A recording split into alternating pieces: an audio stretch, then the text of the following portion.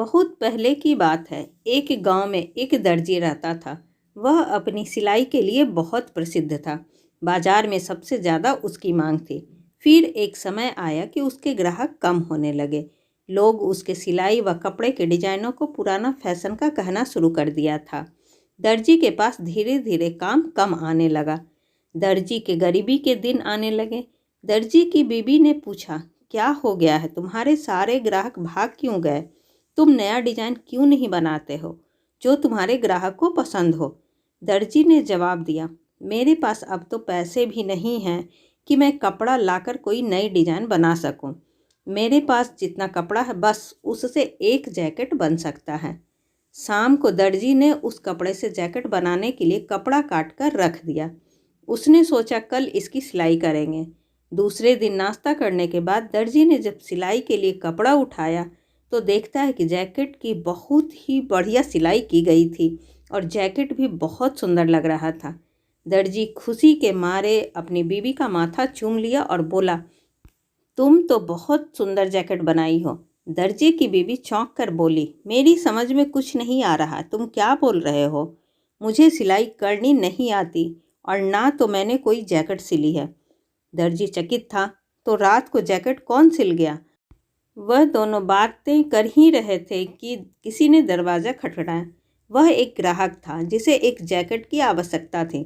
Jacket देखते ही उसे पसंद आ गई और जब उसने उसे पहनकर देखा तो वह एकदम उसके नाप का था।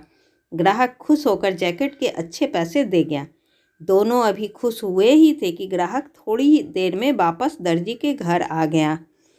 दर्जी और उसकी बीवी उसे देख परेशान हो गए। ग्राहक ने बोला, अरे भाई, मैं तुम्हें 2 और जैकेट बनाने को बोलने आया हूँ, आप परेशान ना हो। दर्जी खुश हो गया और बोला, कल तक मिल जाएगा। दर्जी बाजार गया और 2 जैकेट के कपड़े ले आया और उसकी कटाई करके रख दिया। अगली सुबह दोनों जैकेट फिर सिलाई की हुई थी।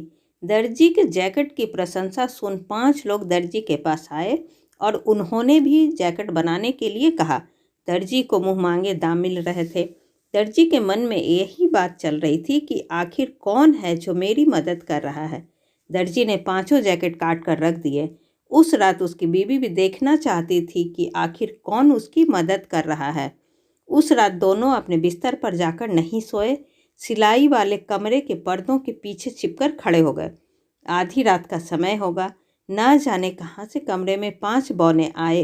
पहले तो वे एक दूसरे का हाथ पकड़कर गोलाई में नाचे, फिर वे बैठ जैकेट की सिलाई करने लगे।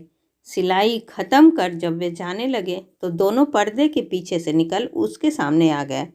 उनको दोनों ने हाथ जोड़कर उन सबको साथ देने के लिए धन्यवाद दिया।